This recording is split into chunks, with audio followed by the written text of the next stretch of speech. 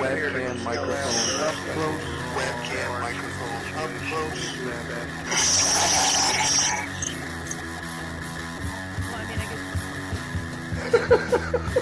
At the age of 19 in 1962, she was See, but I have the files.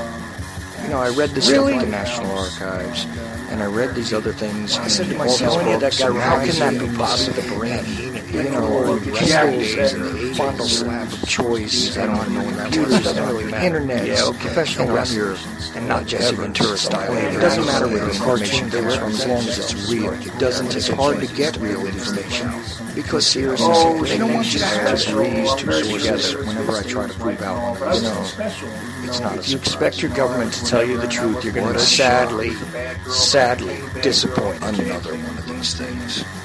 Dear Lord, what a dirty, dirty old man, huh? Really? Can't be serious. Is this really want things to be? Come on. More hooker, eruptions. Eruptions, whatever. Like Dave Powers kind of. Really? Allegedly broadcast live from Pima Region 2, within the borders of the formerly united and currently occupied states of America. We bring you the Ochelli Effect.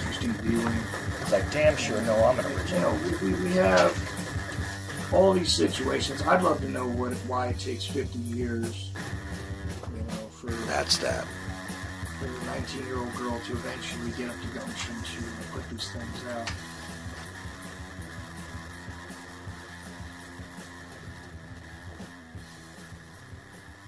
And that just might be that as far as my nervous breakdown goes. Anyway, it's live. It's Thursday. It's UCY.TV radio.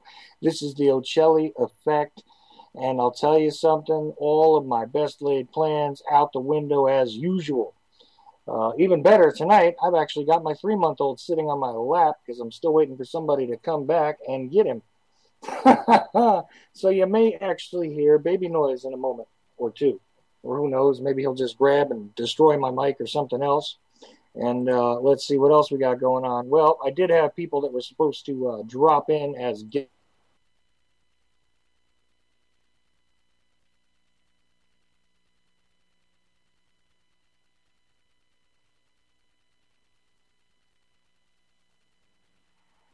Oh, there we go, back on. Anyway, I did have people that were supposed to drop in as guests, as I said, and that didn't quite work out. Looks like Dylan Wade might join me to try and help me through this debacle. Let's see if we can hear Dylan. Hey, Dylan. How you doing? I got my 3-month-old still sitting on my lap, sir. Because Kim didn't come back yet. Oh, that's not good. Yeah, not generally speaking. He's being quiet right now. He's just sort of staring at the computer screen and looking at me like, what the hell is wrong with you? He'll learn. Yeah, he might. I mean, there you go. The answer for what is wrong with your daddy, young boy, is just too long. We only have 2 hours tonight. I could fill up an hour, but... Oh, thanks. Sorry. I gotta. But hey, you could probably fill up an hour with what's wrong with me too, so we're even. Yeah, no problem. It's always good fun on this show. So Yeah. let's see how far we can get into our general discussion before saying thank you everybody for tuning in for tonight's debacle. I was actually going to have a bunch of guys from zeninthecar.com to come on and do sort of a roundtable about the articles and things they've been doing over there, but I guess that didn't work out for some reason or other. And of course, as I said at the top of the show, I'm still sitting here with the 3-month-old, and he's being pretty quiet, so I ought to count my blessings there. Yeah. Hopefully it lasts. Yeah, either that or Kim gets the hell back here so she can take over with baby boy, because he's not going to stay silent long. I think he gets bored really easily, and he is a moody little sucker. So, but so far Frankie's been absolutely quiet. So, wow. Righty then, yeah. So, what do you got? What do you got? Well, okay, let's start with our favorite topic, Ebola, right? Oh, man, it's over. But it's not over, Dylan. You see, you have death of patient zero there in Dallas, right? You have the new revelation that perhaps a sheriff's deputy or whatever he was had possibly come in contact with other people or the place where the guy was living, et cetera, et cetera. So now he is being taken in for observation. And of course, all the mainstream are following this rather closely and talking about the Ebola scare. Let the fear train continue. Well, of course. The endless cycle. Look, just like the swine flu, except they had a vaccine right away. Of course, now they're talking about the ZMapp or whatever it's called, which they don't have enough of the cure, which they gave those first two, the first two white people, which of course provoked Jesse Jackson to show up on the mainstream to talk about, the level of treatment and the amount of care that was given to this man as opposed to these other people, et cetera, et cetera. I never thought you could race bait a story about a killer disease. Oh, no. That's real easy to do. You've never heard of race-specific bioweapons, have you? Nope. Oh, okay. Well, I can tell you that there's a lot of claims out there that a lot of diseases, a lot of the biological agents which have been introduced, from time immemorial are race-specific. And there is some credence to that claim. On some levels, not everything is race specific. I mean, it's not as though only white people get colds. It doesn't work that way. However, there are diseases which are race specific, and there are differences and all that kind of fun stuff. But of course, Jackson also pointed out that this new cameraman and the mainstream, of course, this NBC cameraman who's now being treated, I think, in Chicago, and there goes Frankie, actually got some blood from one of the people that had been cured in Atlanta, right? So this is part of the greater saga as well. And meanwhile, they're telling you all about the death toll in that section of the African continent, which is, according to their reports, over 3,000. Okay. Mm-hmm. So I'm still sticking to my story, which is... It's a distraction. It is a massive distraction, and it's going to be no greater an impact domestically than was the swine flu, the bird flu, the this, the that, the third thing. I'm actually not sure about that one, Chuck. Okay, you're not sure about that. What do you I agree it's a distraction. 100% agree with you on that. But... they're not going to cover something 24/7 and not try to gain something out of it. Well, they already do. By keeping it in the in the consciousness of the public, you absolutely gain the fear tactic, the general sort of threat, the threat mongering, the fear mongering. I mean, look, you got to be afraid to do anything when it comes to interacting with people, because after all, they could be carrying this disease, and now we might be victims altogether. And why not submit and go get your vaccines and go get your other shots, because we warned you. Get all your other shots. Make sure your immune system is in good order. So to me, that's the way it looks. Ironically, vaccines might make it harder to keep your immune system in check. Well, vaccines make everything harder, including living. But look, let's just say for a moment that there was some credence to being able to go get vaccinated so that you don't have other diseases that are attacking your system, so that something which could creep in there as sort of a disease of opportunity and all that kind of good stuff. Maybe that would be the final sort of toll of all this. I'm not really sure, but I do know that ramping up the awareness of disease and making people very, very afraid and more dependent on their doctors and the medical industrial complex and their and all of their subsidiary organizations and corporations definitely is to the benefit of those in charge. So, and besides that, hey, look, we have a great healthcare system here. That's another thing. And of course, since Obamacare came in, it got better. So, so laugh along with us. Yes, please. So of course, this is the thing that actually saves us is the greater health system, not the fact that this stuff didn't actually get here or anything else, and this is all a fear tactic. Now there is the strange combination of factors regarding this gentleman's death in Dallas. They had described certain things going on, his organs failing, et cetera, and this would be, look, your organs are going to fail if they're going to turn to liquid. So if he actually did have Ebola and that's actually what killed him, then it makes kind of a lot of sense. But I don't know why there was sort of an erroneous report that he had died on Sunday. And meanwhile, now I think, and I may be wrong here because it's hard for me to keep track of these things, but I think it was Wednesday evening they actually issued the statement that he was gone now. It might have been the afternoon, I'm not sure. It's hard for me to keep track, like I said, of the timelines on this stuff. And, after all, we have a larger ISIS crisis to cover as well. So, right. Well, look, you know about the whole thing about them, being at the Turkish border and the whole, political football that's going on there regarding why isn't Turkey stepping in and, and doing something about them on the other side of the border and da-da-da-da. Still the continuation of the same theater, in my opinion, again. Well, when is this theater going to close? You see, it hasn't for hundreds of years, that we can easily show. I'm just getting tired of it. I'm really tired of this ISIS crisis. Both of them.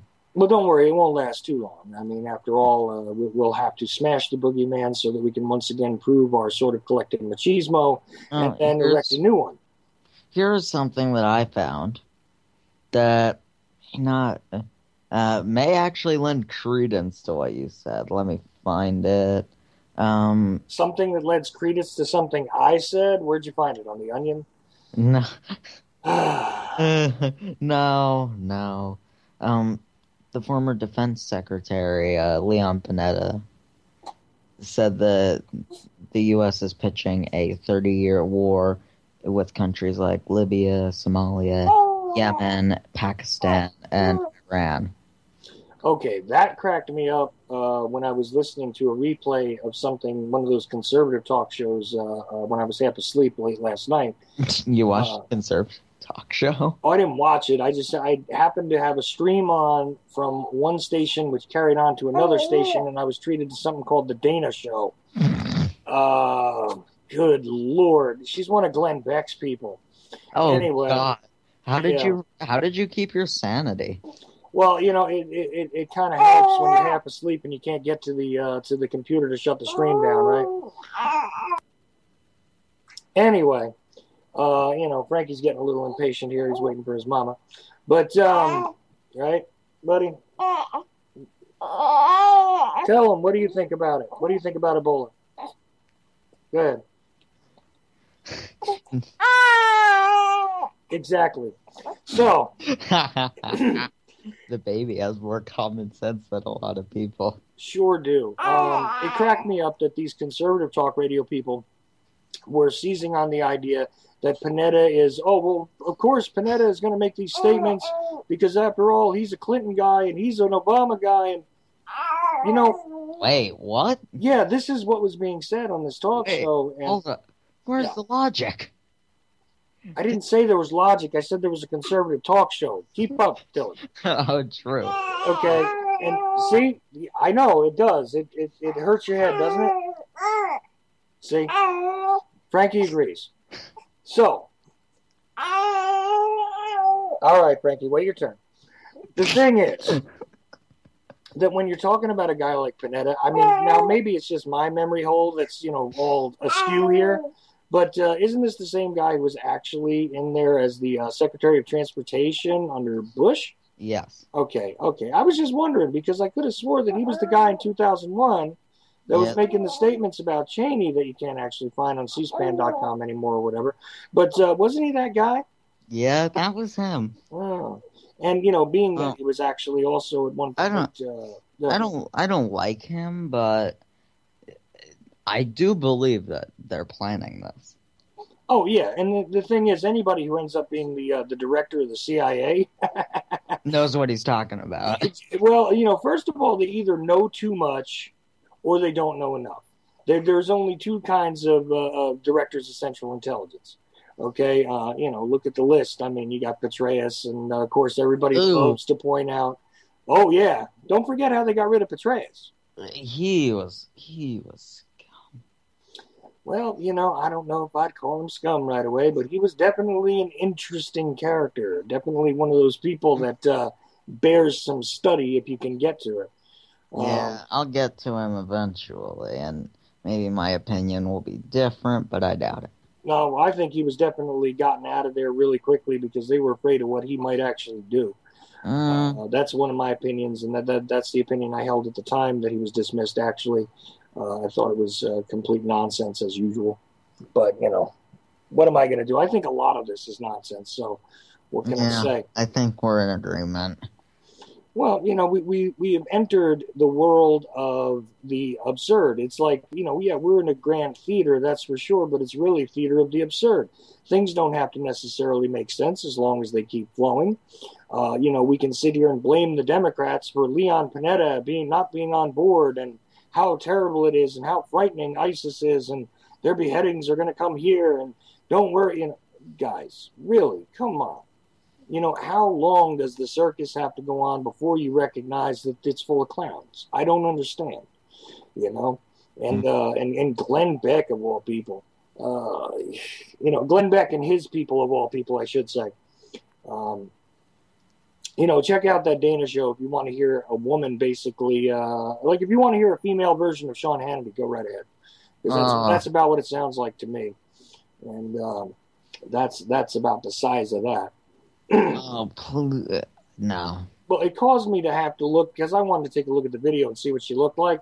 And thankfully, she doesn't look like the normal template that's out there.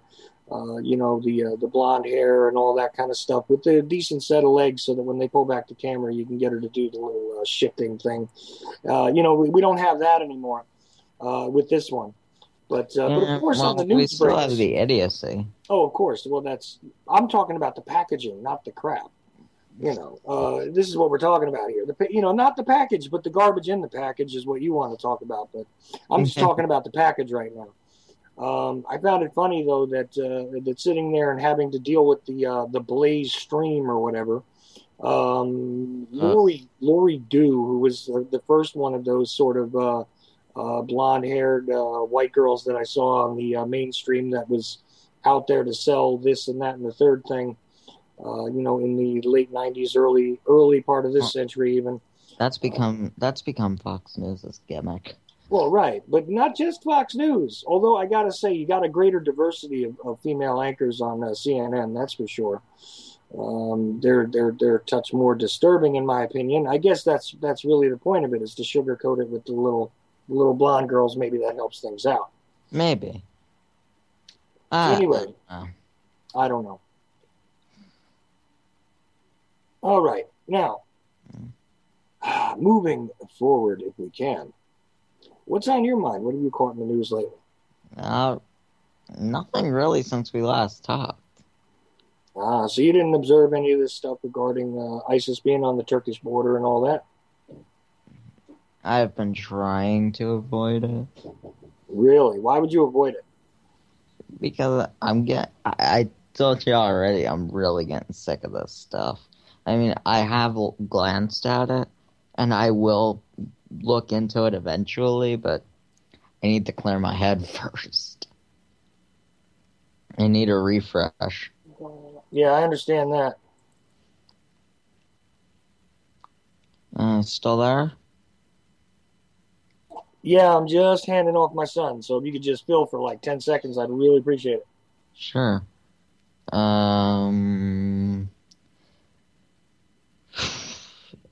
Sorry, I have to fill for you guys.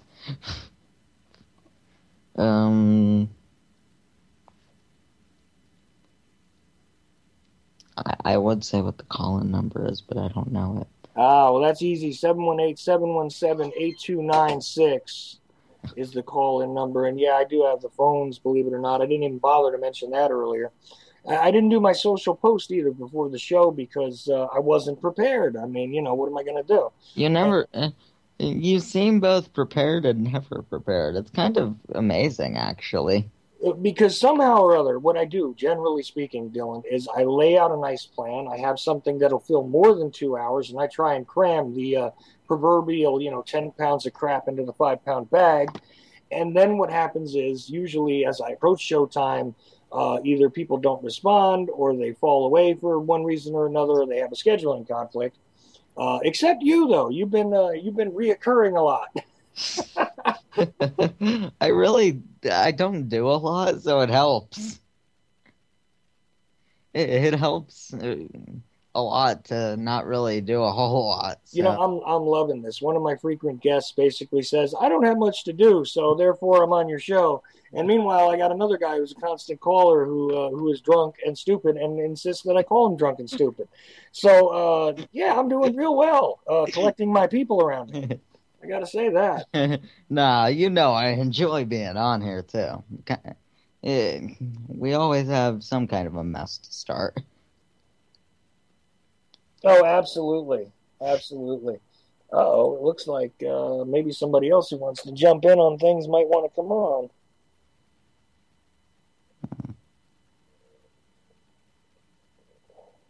I don't even know what that means. Okay. I love when people send me messages and I'm not sure what it means. Don't you? Yeah, don't you love it? And more. Okay. Well, look, I'm not gonna spend my whole time volleying back and forth between the Skype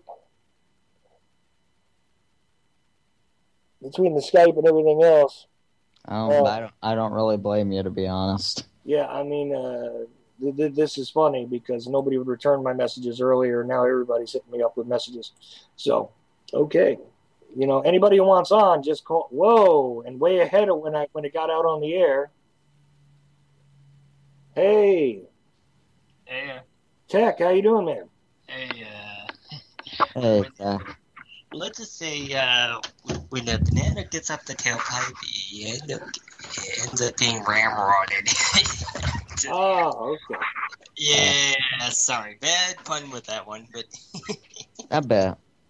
Yeah, anyway, but with that turkey deal, I just want to drop in with that. Oh, yeah, please do, because I'm so confused at this point. I mean, look, and everybody, this is Hecty. We call him Tech, call him Hecty, whatever. You guys can deal with it. Everybody from the network knows who you are, but here's the thing about that, man. I am totally confused by it, and I'll tell you why. It seems as though there's this aggravation, this sort of angst that's being developed because the Turkish forces are sitting on their border, looking over at what's going on and just watching. So it's kind of amusing, to be honest. Yeah, so because they're not engaging in it, doesn't that make you think for a moment that there might be a reason why they're not bothering to engage in it? I mean, yeah. Okay, basically, a lot of the Turkish soldiers are being told to stand down type of shit, to where let those guys play as they do, but don't let them come over here on some things. Okay, how that's going on. Well, to tell you the truth, that seems to be the smartest thing anybody could do regarding Iraq and Syria anyhow, is, Yeah, and meanwhile, U.S. shitheads have been sneaking in weapons alongside that little mess, too. Oh, yeah. I love the accidental drops last week, too. The accidental drops of supplies. We didn't mean to supply ISIS, but we did. That was pretty funny. What were you going to say, Dylan? Why we're pissed that they're not doing anything? Because they're not doing the stupid crap that we do. And they're like, damn, they're smart. Oh, no. Don't be fooled. It won't be too long before Turkey has to participate in this one way or another. Oh, I know, but... Oh, with Turkey, let's just say the kind of getting bullied on both sides behind the scenes. I'll say that for now. But I don't want to bust anything up economically too much outside, but you'll probably see over the next week or two what's going to happen with that. Oh, yeah, it's a guarantee. They're going to be forced into the situation. And they're going to be, our new coalition of the willing. They're going to be a definite partner in it. They're going to have no choice. The coalition of the willing, because it was supposed to be in it. Let me put it this way. Either they're going to be forced to work with Russian forces, or they're going to be forced to work with Israel forces. And I think it's going to maybe Russian forces on some things. Well, that's interesting. Yeah, they might actually be better off splitting the baby on that one, because they're not going to have too many choices. And you're right, it's going to be economic pressures that are going to make them have to enter the fray on this, which is still a ridiculous situation. And meanwhile, I love the mainstream. Now they're on like Kim Jong Un watch. Oh, he's been really around there, but it's like. The U.S. has been playing at Norm on lately, so it's like usual bullshit with them. Oh yeah, but they're acting like he disappeared. Maybe there was a coup. Maybe his little sister's running the joint. Maybe he's just gotten too fat and can't walk. I'm telling you, and I'm not kidding. They were talking about his possible gout because of his weight gain and everything else. Well, yeah. Okay. Really? Let me put a little relationship between Kim Jong-un and someone else that you probably know too well. Oh, please do. You're going to probably say about the same thing? Sure, Obama. With the same shit when it comes to some things. Yeah, well, who knows who actually has what piece of hardware in reality. Yeah, Michael, yeah. I mean, Michelle Obama. Yeah. Yeah.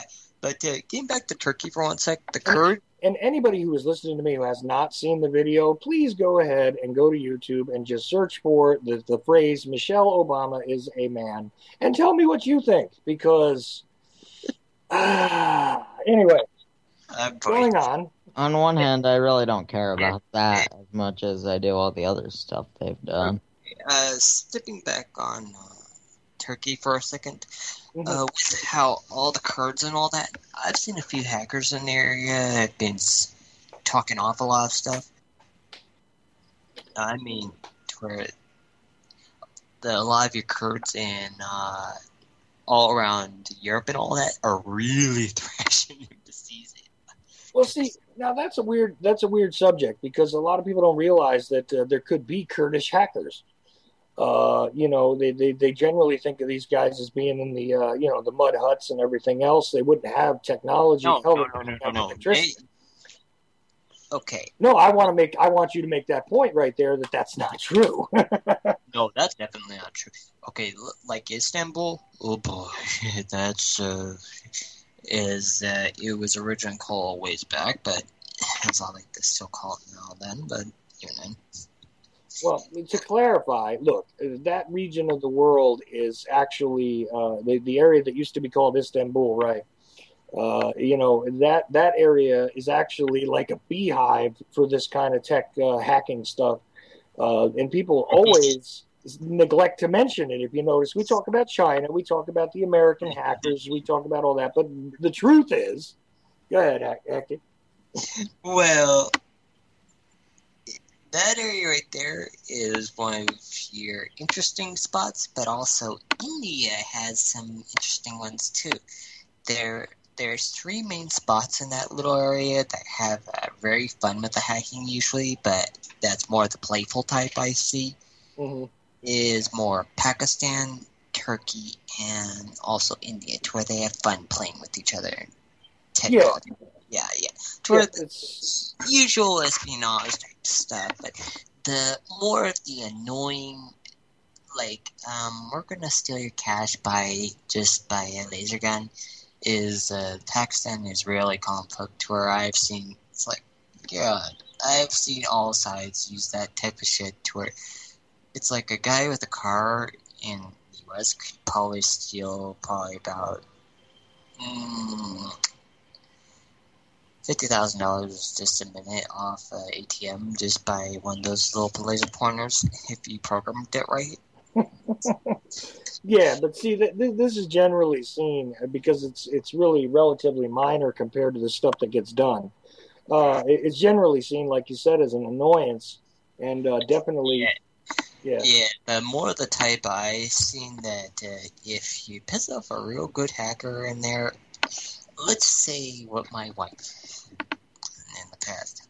Let's just say a satellite 2 comes your way, and you don't know where it's gonna land. And you throw up a bitmap of 42,000 satellites and throw it in there and say, go fetch a needle in a haystack. Yeah, right. And just to make it very, very clear, I have nothing against any of the hackers, so please don't bother me. I don't need any trouble. Same with me. No. I have plenty of my own troubles. Oh, speaking of your own troubles, what's been going on with your week? Like, just general. Like, Oh man, I don't even know where to start. It's been an adventure, brother. I can't get a lot of things together that I'm trying to. Mostly financial issues. But then there's been some interesting maneuvering against me in one way or another. And at some point, I'm probably going to have to do a presentation on that. I mean, I've stated before that, legally I'm no longer allowed to even apply for a firearm. I'm not allowed to have a passport. There's a lot of things going on. But, yeah. You will have to do a presentation on that because that's interesting. Well, it is, but it isn't at the moment because they're doing it under certain guises, which are, if somebody were to dig into it at this very moment, they would see things from one particular perspective, but it's not the reality of what's going on. So I'm trying to establish some sort of proof that I could display to the world to explain what happens when somebody gets shut down because they happen to ask the wrong person the wrong question. But anyway. Okay, going on with like how some things are going on. They're trying to play at those riots again. Wives on my feed. Yes, that is another good issue. And something that I did see is we now have another cop shot a kid deal in St. Louis. This time it was like 17 shots. However, this kid was armed and apparently, according to the story thus far, may have actually fired at the officers, and therefore, 17 shots were required to bring him down, I guess. And this has, of course, set off even more problems in the area where, of course, we had the whole situation with Ferguson not too long ago. And it's just the continuation of the race baiting and the continuation of the problem with the overzealous and militarized police. And militarized. Both things are correct. I wanted to ask you something. Sure. You probably seen how certain countries in South America have feel that their ambassadors are not safe in the U.S. at the second, and you know which ones have moved them out of the U.S. lately. Well, that's a whole other game. I note that we're seeing increased activities with the old, what I used to call the fruit and sugar cartels regarding that. And, generally speaking, the old fruit and sugar cartels are really just, agency shell companies that operate in South and Central America under the guise. And they do actually do the business of, actually extracting that stuff from that part of the world. But they do a lot of other business. And of course, their other business is usually what winds up making the headlines, except you don't see the name brand companies being attached to them directly. But at the end of the day, when you really dig into it, you find out that, United Fruit, United Sugar, your Dole companies, all these people are actually interconnected with all sorts of intelligence assets one way or another. And if you think I'm kidding, I mean, go look for yourself. You'll find it. Oh, I know what you mean. You can find it. You can't find it in like in contemporary news feeds or anything right now. But it's usually the kind of thing that idiots like myself who keep asking questions and filing FOIA requests wind up getting a hold of, a decade or two later. That this is going 2 weeks on. later by accident. Or that happens too, doesn't it?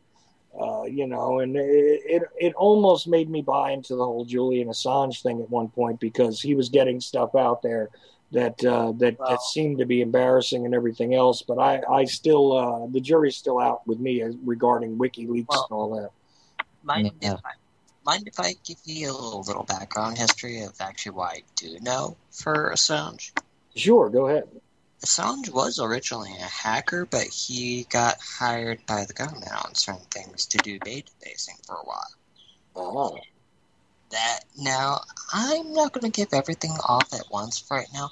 I'd rather leave people to do their own research on some things.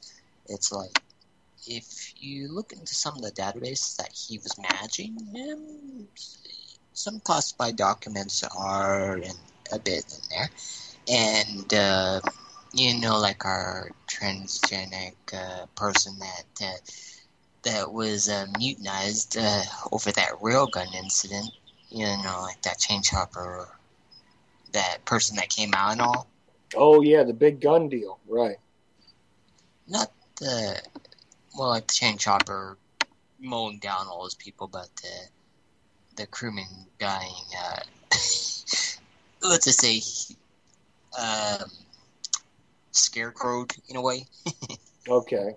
Yeah. No, I know what you're talking about vaguely, but it's one of those things that I haven't looked at in quite a while because the trail sort of went cold on all that. Well, remember how he ended up being moved to, let's just say, I find this his lawyer and all that in that case too. Well, let's just say he had a little bit more fun than he should have on that one. Well, don't they always? And isn't it fun, of course, that every time somebody does wind up sort of making their bones in the hacker world, one of the first sort of signs of success is that the government tries to hire them. So not a big shocker there. It's just difficult to tell, though, when you have sort of a double agent kind of guy like Assange, who seems to be working on the behalf of the public, trying to get things out, but also is quite tainted by that kind of background. It's sometimes very, very difficult to tell what purpose he's doing things that he's doing. I know this whole France and Swedish deal there. Part of that is made up, from what I've seen, but okay. Yeah, there's a lot more to that than it looks. He was a real philanderer, but not real that, let's just say the usual pervert that you'd rather hit with a broom in the back of the head in some moments, but that's probably worse I think of for that monkey. Well, speaking of tech-related philanderers, did you happen to see the thing about the Bill and Melinda Gates Foundation now pumping extra money into the Ebola effort in Africa, something to the tune of like $50 million or something like that? Did you happen to see that? Yeah, and I also seen certain other philanderers flowing money into that as well. Yeah. Isn't that curious? Well, if you looked into the certain names, you'll probably find some usual, Blackstone-ish moments. Yeah, well, of course, the usual suspects get involved in this kind of stuff, and that's normal when it comes to biotech research, for sure. But I wonder exactly how much of this is really about data collection on the use of their biological weapon in an acceptable area like Africa, because that's one of those places where we sort of have grown to expect, mass die-offs of individuals from disease, famine, etc. So, it's a good cover, I mean, after all, and they could sort of take the results and figure out exactly how effective the weapon is, right? Yeah, you mind if I give you what the 6 continents are counted as for biohackers? Go ahead. European is flu and influenza experiments. Russia's more of unique experiments in some areas around there. Mm-hmm. South America is more hemorrhagic bug-related fevers. Or snake poisons. the U.S. has a little bit more snake bite or accidental death in some spot, but that's how that goes. Asia, or there's more, let's just say, poisons with the snakes coming out of those areas, but that's putting it lightly with some of the biohack ideas. Yeah, poisons and cures coming out of snakes, because snakes are definitely one of those sort of universal natural laboratories for this kind of stuff one way or another. And I always find that interesting. Well, remember, one of your most naturally known poisons, the Komodo, always does have its unique poisons. This is true as well. What do you make of the whole RV thing that's going around? You know, this respiratory virus that's hitting these kids and everything, and is spreading pretty quickly. Now, not really being covered as heavily in the mainstream anymore, because they're quite busy with the whole Ebola scare. And whenever they're not doing Ebola, they can do ISIS Crisis, and they can do Britney Watch. I mean, Kim Jong Un Watch. Okay. Probably with all these diseases, I'm not quite sure on all of it. Some assumptions, I do have 3 estimations. Let's just say Monsanto's having fun with its bugs again. I know 2 certain variations are having fun ravaging people around the U.S. on that, where some of this virus is actually like a mixture of these Chucamonga bugs and all that, and also some of the, like the games that we had down in Brazil and all that, those bugs as well. Yeah, that's true. That's true. Yeah. But, it is endless, the amount of screwing around with everything that so many of these organizations, scientists, and I hold up air quotes when I say scientists, because it's really like mad science gone awry throughout the planet. And it's sort of like, at which point is this all going to just turn around and really bite everybody in the ass? Because, I mean, I'm waiting for the big outbreak that they really can't control or keep track of, which is going to be something that I don't think anybody expects, sort of like a new super cold that actually does give you polio and melts your face within 24 hours or something like that. That'll be the new thing. Now, learning me is something of a personal friend that used to be in the military. Mm-hmm. And let's just say I don't quite agree or believe this, but I do know of the bioweapon that was used. Let's just say, in those oddball areas, like, where all that vampire shit always seems to come up now and then. Mm-hmm. Yes, let's just say a full body and its internal organs reversed inside out and going after people. Creatures like that with the experiments. Now that's probably some of the worst thing I've seen. Yeah, that's some weird stuff that goes on there, and I don't know, sort of like the predictive programming of the whole zombie apocalypse. I think there's some biological basis for it and all that. But anyway, this is all a lot of this is speculation and loosely based on, observations that we have, of course. And, but the thing is, I still cannot escape the idea in my mind that the Ebola thing is nothing more than just a major distraction. It's not here. It's not going to be here, nor is it going to spread large. It is going to be used to its means, but it will probably get a few people, probably 100, 120 at worst, if anything, or probably at the least 6. Yeah, see, I don't even know. I mean, have we actually confirmed that this so-called patient 0 even actually died from complications from Ebola? You know what I'm saying?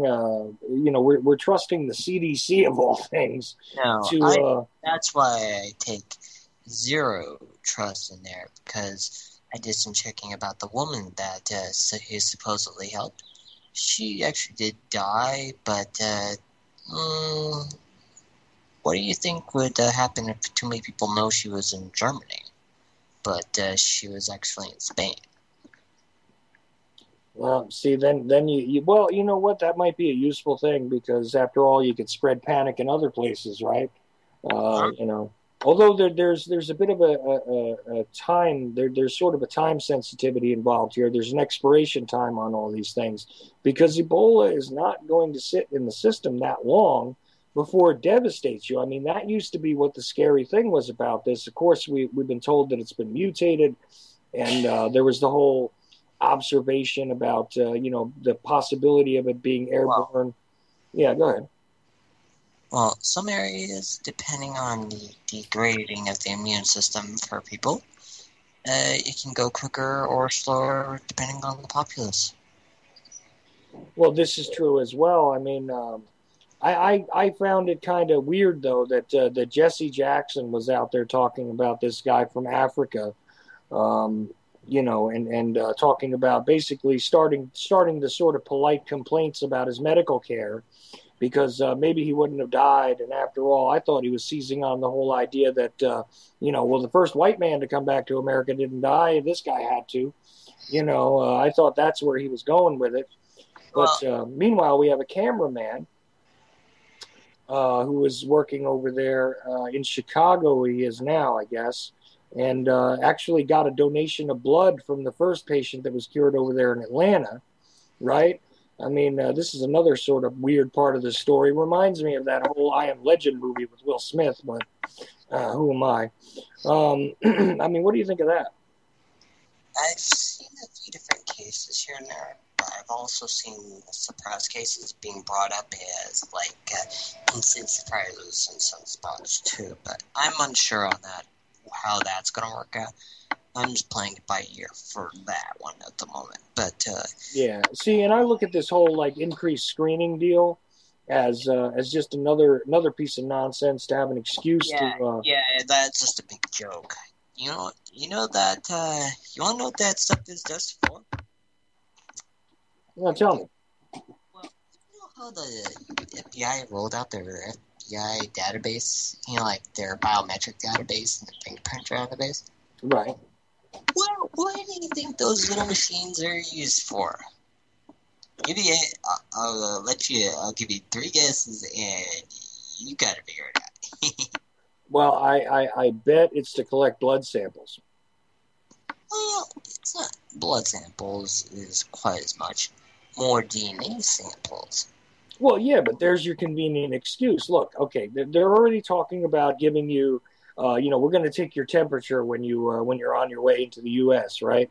So, of course, taking your temperature means very little. But after a while, they can step up to the excuse of, well, we need a blood sample, and now we have a quick test.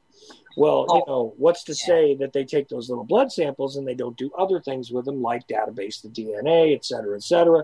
It's endless what you can do with a blood sample. Well, here's something that I can tell you now with the mouth swabs and all in the first drug. They can get the whole DNA scaling right there, just right off the mouth bit. Well, there's another thing. Your DNA can be gotten right off of the right off of the thing taking your temperature if they have to stick the thing in your mouth.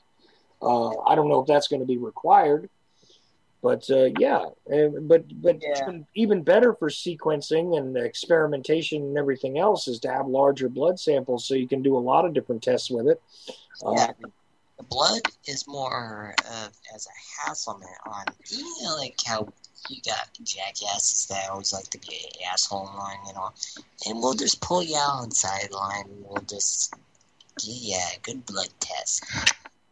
That's how that's being used right there in some airports. I know McCarran's been doing that. Well, yeah, and it's going to be a greater amount of control. I mean, you'll be able to issue. You can turn around. Here's the fun part too, and I shudder to think about this. But all they got to do is draw your blood and say that or get a sample one way or another. It doesn't matter if they take a mouth swab or whatever. Turn around and tell you that you're a hazardous person because of a biological thing. No matter where you came to or from, if they happen to test you, they can claim it. And then what do? They can isolate you And by isolating you, nobody can get at you and everything else. And then what happens to you? Well, gee, that gives them a greater amount of covert control over the population of people coming in and out of this country, doesn't it? Oh yeah, you want to know it's an easier way? Like, oh, we just tested your DNA.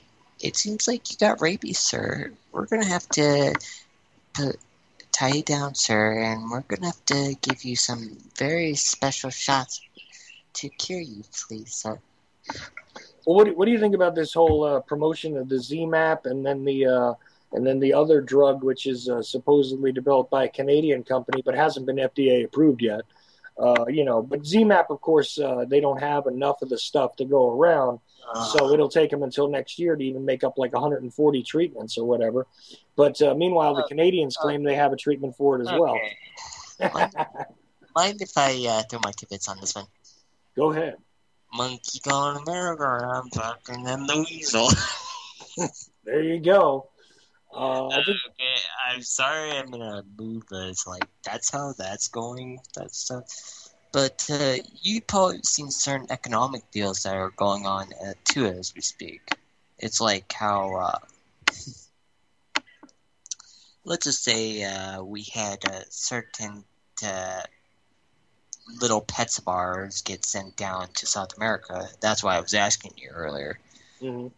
Yeah, like that person that she kind of will little melodramatic him up for, but she was honestly have credibility with that one, to where she was linking Barry's little toys to him that are in the Middle East, and she honestly called him out, and it basically Barry sicked him on her.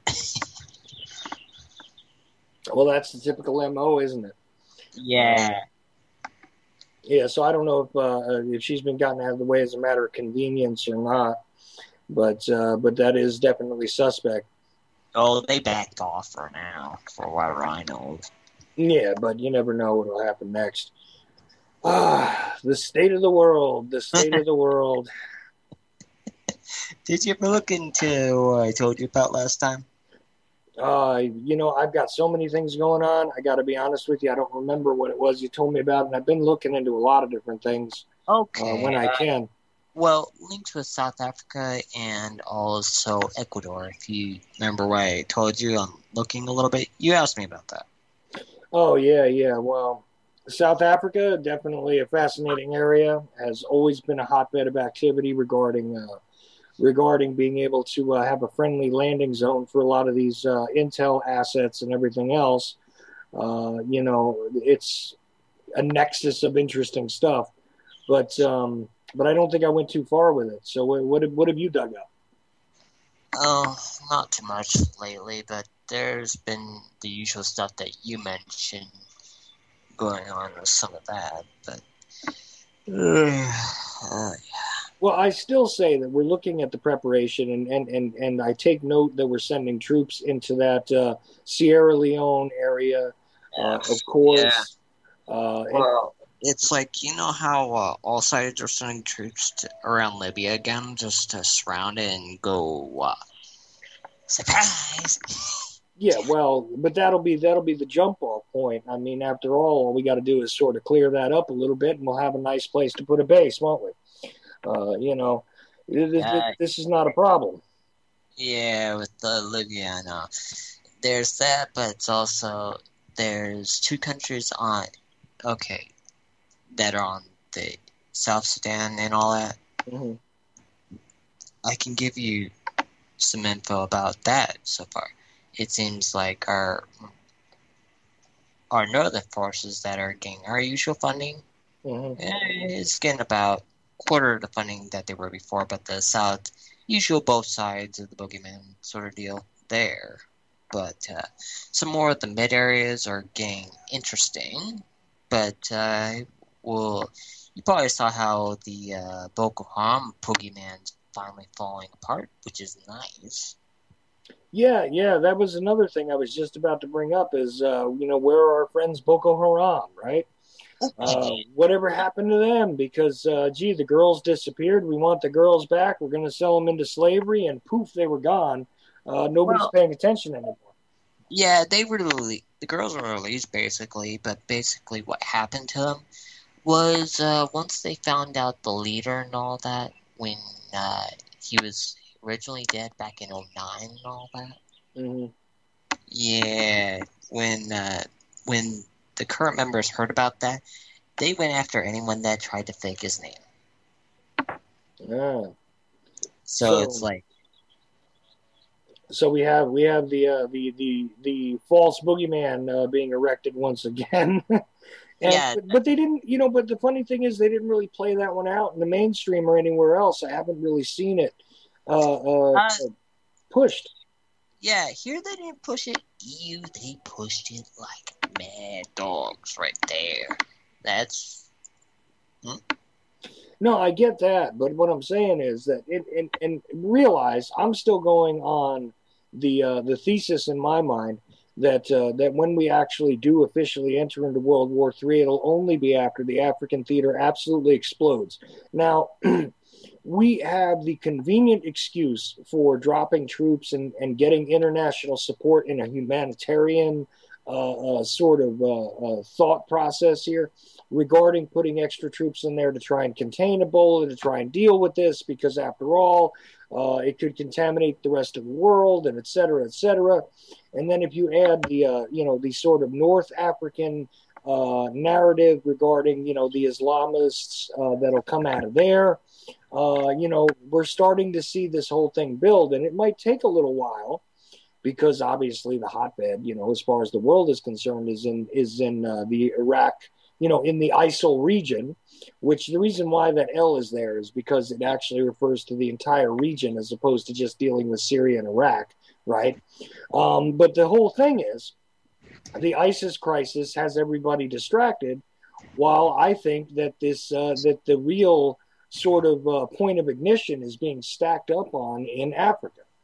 And, slowly but surely under different sort of, means and everything else under different premises regarding why it is that international intervention is going to be required all over the continent.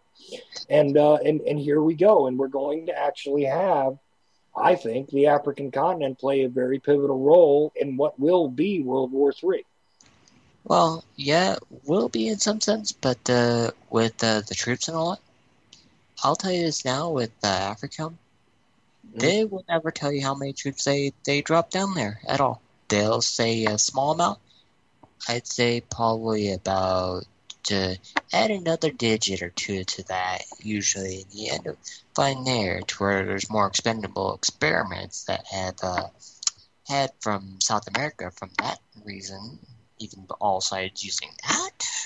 Well, right, and the thing is, they're going to minimize the deployment figures because they don't really want you to know what's going on in the grand shell game. And you're right again that if somebody does turn around and things get out of hand, and a lot of soldiers end up getting caught up in the biological warfare melee over there, you can easily minimize casualty figures by claiming they weren't there in the first place, right?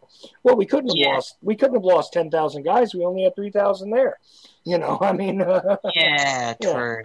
I'm saying more regular troops. They keep those guys to a minimum, but they have specialized, and I shouldn't be saying this in that fashion, but let's just say, like how Bush always feared cloning in some aspects, South America always did have a good fashion to really want to help there. All sides did take advantage of that. Well, why not, right? Yeah. So expendable is expendable. But I'm telling you, folks, keep an eye on the African continent, because this is where it is all going to be stacked together. I think we're going to see a serious interlocking sort of perfect storm of insanity regarding all this stuff. And I've said it now all this year. And, of course, everybody thinks I'm crazy. But I'm telling you, the perfect storm is going to light up right there.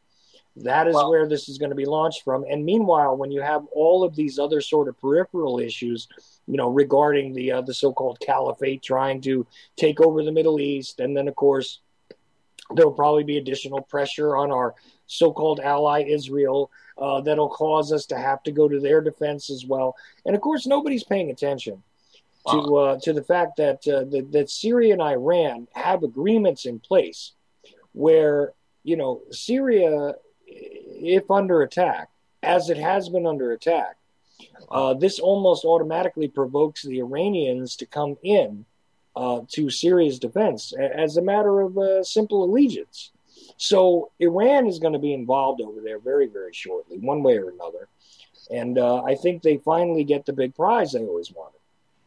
Well, there's 5 basic catalyst points that are very easy and everyone probably knows them. And let's just say the east side of one country, I won't need to say that one. Okay, and then South America, between here, there will be some catalysts there. Africa will be one of the main catalysts. And then also certain, like how some oddball things happen in the middle areas there, between Russia and the EU. There will be some catalysts there as well. But there is some special dealings going on there, to which I do find some interesting dealings. And I know Canada, certain districts are playing more nice with Russia than we are. Well, true, but I do think we'll be done with the whole Ebola scare tactic in shorter order than we were with that damn Malaysian plane that disappeared. I really think that's about how long that's going to last in the news cycle, and I think that the end result is going to be very limited, if anything, in reality. A lot of this Ebola deal is just to psychologically prepare everyone to see what's going to pop. Oh, yeah, it's definitely a beta test, but as was, like I said before, the swine flu and the bird flu. It's the same thing. That we should have been so devastated by that swine flu by now. And, of course, they readily had a vaccine available for our kids and everything else right away. Within a matter of months, hey, look, remember that scare? Here's the vaccine. So I have a feeling that that's also going to develop. And this is me making predictions, and I know that's a bad thing to do. But it seems like... Go ahead. Well, like how neuro-linguistic programming can be sewed in while fear is being put in? Oh, of course. Yes, that's what I mean. Traumatic events are key to mind control. They just are. Whether it's vicarious traumatic events or it is direct traumatic events, one way or another, this is perfectly good for mind control type stuff where you have people that have sort of a predictive reaction based on what you've already fed them. So the idea that all these diseases have come around and everything else creates a greater a heightened sort of awareness and a greater tendency to run to Big Daddy Pharma to get your solutions. Not quite Big Daddy Pharma on that one, but more cautious on everything else. That's what I mean with sewing it in.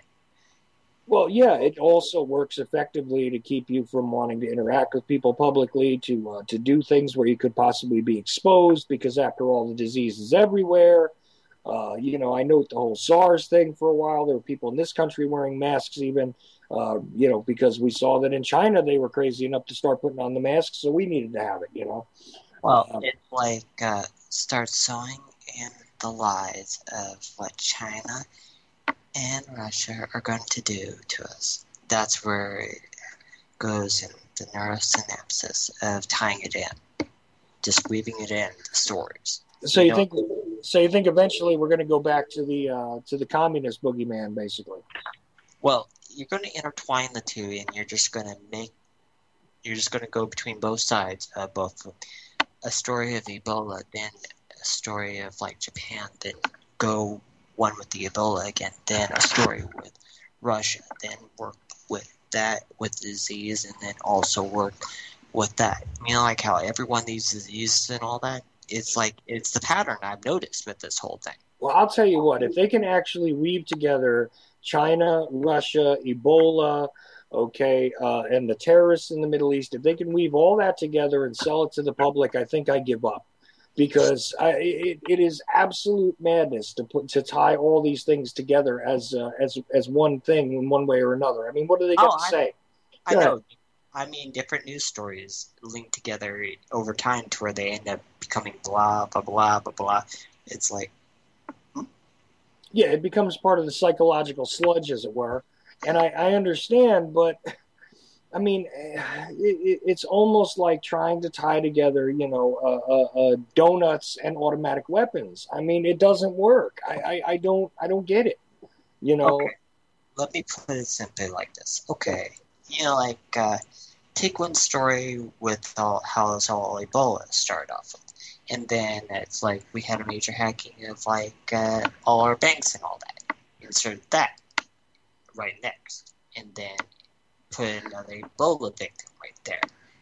Yeah, but see, how do you equate the spreading of a virus like that though to massive hacking missions? I mean, how does that work? Heightened fear, heightened attention onto the next story, to where it's like we want you to pay attention onto something else, and we want you to go this direction, look one way. Oh, I see what you're saying is to make people just alert and jittery so that they're receptive to the next wave of stories. So this way, the next big panic is actually a bigger panic because you've already been panicked over the Ebola. So therefore, okay, I can sort of see how that works. But I mean, how do you tie them together logically? I mean, this is what the problem is. Oh yeah, I know they're gonna try and it's gonna tie up so illogically, but it's going to work in a finesse. It's like how a painter does when they have a bad night with gin and vodka, and they spend all night painting with their own blood in some aspects, and then also start painting with royal blue paint and all that type of shit. I know that's kind of messed up in some fashion. I got to admit, at this point, you lost me here, Acty. I'm not quite sure what you mean, but I still say it's a problem. There's plot holes in the movie. How are you going to tie together, the whole Russian aggression thing with the Islamo-fascist threat, with African Ebola? What is it? Just a matter of we need to increase isolationism? I mean, if that was the case, I don't, if we became isolated as a nation, if we could promote that, which would go along, of course, with the whole border story, which has now disappeared as well. If we tied all that stuff together that way, I would get it. But I don't think they're looking for isolationism when we're looking at a global plot. I know. But it's like, remember how all those people were begging to close all those airplanes and all that? You probably saw down there with Dallas. Well, I saw that, and then I also saw the heightened fear in Newark, which is in New Jersey. So, of course, I perked up right away. There was a few impounded cases up there to where it's like, they started a few people up there. Well, right, and they're also outlining that some of their major testing places where they're going to implement this new screening and all that. Of course, JFK in New York and Newark were on the list.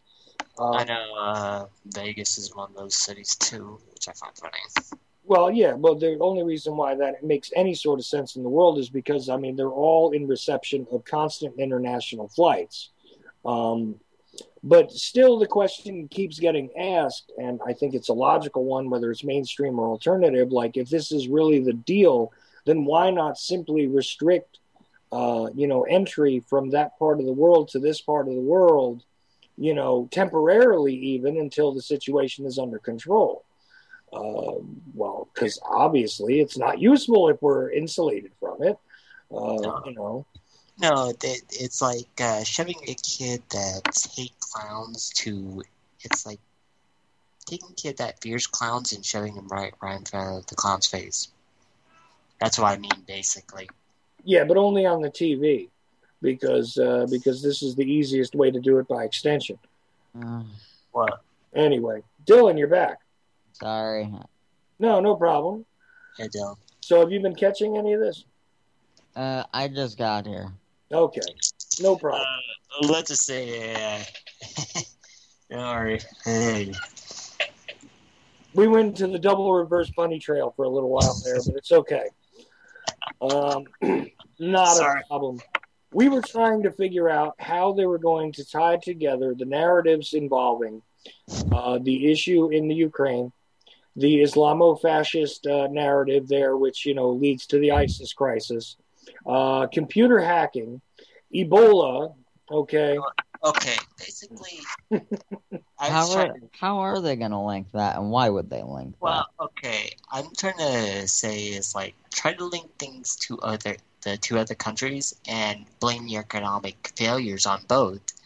And it's like, our Ebola here that was causing things here, this one country is doing it here. It's like blaming it on other countries. It's like everting the blame on someone else instead of like when that economic collapse shit happens. Here again, it's like you already have a set up boogeyman because, they have had a track record and history of doing that shit. So what you're saying is that this is all just a major cover for the economic collapse that's approaching, in your opinion? Well, in some aspects, yes. To where it's that, and there's more facets to it, but if you think about it, it gets interesting. Well, it does, but I gotta say that I still don't believe that the economic collapse is imminent, and a lot of these other things are not going to last in the news cycle. Okay, I have a half agreement with that and a half disagreement with that. Well, all right, go ahead. You think the economic crisis that is going to hit here, the collapse of the dollar, is imminent? No. Okay, so you agree there. I agree there. Could it be imminent? Maybe. I don't think so, but it could be. But I disagree that these cycles will not last in the mainstream. I think they will. Yeah, but okay, how long do you think they can maintain this Ebola scare realistically? With the short attention span of the populace the way it is and the way that they've ramped it up, do you think they can maintain that for long? Tough to say. I mean, fear gives people a larger attention span. Yeah, it's like we got 3 types of disease that we can work around with right now and what they're using. So, well, I solidly don't see it that way. I've got to say that quite honestly, I don't think that it can last in the news cycle very much longer. Maybe not Ebola, but ISIS in the Ukraine certainly can. But see, ISIS is a relatively new crisis. I love rhyming those two together. ISIS is a relatively new crisis, okay? It's a lot of fun. The Ukraine's been going on for a long time, but nobody gives a crap anymore, really. It's lost. It's, it doesn't bleed, it doesn't lead, baby. It's not working. So they're not carrying that one anymore at all. I mean, when was the last time you saw Putin on American news? Well, when they were talking about the ISIS crisis and trying to connect Putin to ISIS. All right, do me a favor. Tell me how they tried to connect Putin to ISIS directly, because I would love to hear that. Yeah, I would have loved to be able to wrap my head around it, too. I couldn't understand where they were going with it. They said he was funding it. In other words, the Russian Federation is funding ISIS. Apparently. Nice. That's fascinating. I believe that the Easter Bunny may have paid for Barack Obama's presidential run as well, but I can't prove it. So the absence of evidence is definitely the evidence of absence. But you know, evidence of absence doesn't matter to most people who watch the news. No, they wouldn't keep saying it on the news if it wasn't true, right? Absolutely not. Yeah, right. And after all, that pretty blonde lady told us it, so it's got to be true. Well, here's the thing with the pretty blonde girls. They leave the glass smashed every time you try to connect your car. Okay, now that's a weird sort of subtopic right there. We could go into that, but... I'm starting to feel slightly uncomfortable. It's okay. it could get very weird from here, Dylan. So just be prepared. Trust me, it's like when you see those other hackers, it really gets weird real fast or something. Chuck. Yeah. For the Saturday simulcast, who do you want to have their call lines open? Because it seems like it can only be one of us. No, don't worry about it. Don't worry about that at all today, because we'll figure that out. Yeah, it's going to be me, you, and Roger. It looks like. Yeah, not a problem. I can do what I need to do on my side, and they can do what they need to do on their side. Don't worry about it. It's not an issue. Okay, I want to figure out how we're going to do this. Me, you, and my producer need to sit down either today or tomorrow. Well, tomorrow or Saturday morning or afternoon. No problem. I'd rather cover that off the air, though. Right. I just wanted to get it out before I forgot. No problem. I hear you. I do that all the time, too. Let me blurt it out before I forget to say it. But, yeah, we'll deal with that off the air. So, back to where we were. The Russian Federation funding the ISIS narrative thing. Wow. I find that hard to believe that they even attempted to do that. Go ahead. Yeah. They did. Well, one thing I wanted to ask you about, you probably seen that UN with the Global Patriot Act as well lately. Yeah, it slipped by me once or twice. Did you guys see the UN thing on David Cameron? Oh, that monkey spiritual. Oh, you mean the thing where he said that non-violent extremists and conspiracy theorists are just as great a threat as the ISIS is? Yeah, that was great. Okay, well, yeah. Actually, they might be because one is an imaginary threat, and one is only a threat to people who have something to hide. There you go. Yeah, Barry put up the same thing here too, the exact same speech too, as well. And Tony Abbott followed it up the same way. The Australian Prime Minister said basically the same thing. I know. What a shock! The Australian Prime Minister followed on with the English Prime Minister. Okay. Ooh. Well, I know, but there are certain things with Germany's Prime Minister. She did go a few quotes better on that, but just about the same rhetoric in a worse sense. Oh boy. Oh, you mean all of a bunch of world leaders' rhetoric happens to match? What a shocker! Yeah, it's almost like they were talking in private beforehand. Yeah, or some sort of generally agreed upon script that they're all following. Maybe. I mean, is that a possibility? Oh no. No, we're crazy.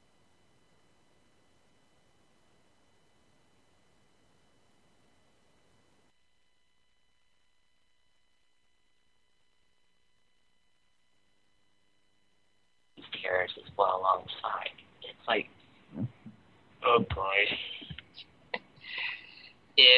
She should go to the carnival and just go on that. Well.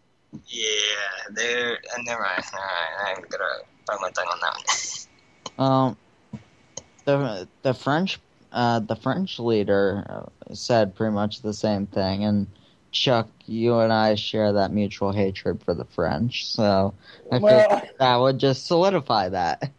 No, see, now this doesn't stand out for me. No, not at all. They're going along to get along. That's not a shock at all, and it doesn't matter what country it is. So I don't take particular emphasis myself.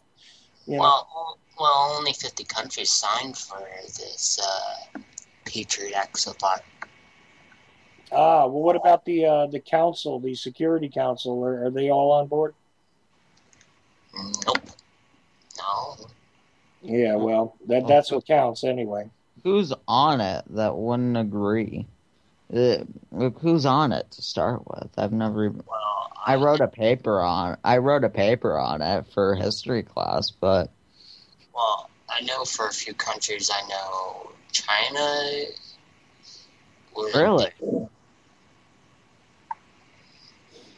Yeah, you need to look that up to understand what it is that why the Security Council, why there's the power of veto in the UN and everything else. There's a whole lot to that, and I would suggest you look it up sometime. The UN is one of those understudied things, I'd say, among alternative people as well. Used to be a major issue. Used to be the major issue. In fact, was the UN is going to take over the world. And now I don't see it as anything other than, a rubber stamp, which is meant to legitimize the nonsense that's agreed upon bit by bit as we go. They wouldn't be foolish enough to put it out there in the public eye with the UN. But that's my opinion. So. Well, with the UN, in my opinion as well, I'm just going to step aside with this one. But it's like anyone that wants to use it in their own fashion. That's how the UN's used for them. Russia's used it in their fashion when it came to that whole Syrian debacle when it came back then. Right. And we used it to our own fashion on it. Yeah, both sides do. Well, right. I'm not saying it's not a useful rubber stamp, but it's just a rubber stamp organization, really. I mean, that's all it is. And I don't. So we have we have broken the first hour at least. So woohoo! And we had everything from my Infinon to Hecty to Dylan. So hey, anybody wants to join us? By the way, the phone lines are open 718-717-8296. And I'll tell you what, bring whatever you want on. Unless you want to scream at me how I need to have chemtrails on again, I don't want to hear that. But other than that, everything is welcome. That's right. Pick a random country. Chuck. Yeah. You should have Dane Wigington on. Dylan, shut up. Okay. Now. I was waiting for that. Sorry, couldn't resist. It's okay. And for the record, Dane Wigington's awesome. Geoengineering Watch, which is also here on UCY.tv. Check it out if you're there. If you're just listening downstream later, UCY.tv. And /TOE is me. And of course, if you go to the little shows drop-down menu, you can find Geoengineering Watch. I know a guy who did a debate with Dane Wigington about it, and I think kind of trounced him on it. Well, I don't know how that could happen, but maybe it would be an interesting it would be an interesting show to do, to get both sides of the story if you ever wanted to do that. Well, let me first see if Dane will actually agree to be on my show. Let's try and do that first. Sorry, I couldn't resist. Why did I get Dane? I got to mention Dane Wigington every show now. This is the only way it's going to go. Okay. Fine. To be fair, I haven't heard his name on your show since the Tuesday. last time I was on. No, Tuesday, because Roger was on, and the guy called in again and said the same thing. He called in when Roger was on? Yes, he did. And then he called in when I was on? Yes, he did. Good boy.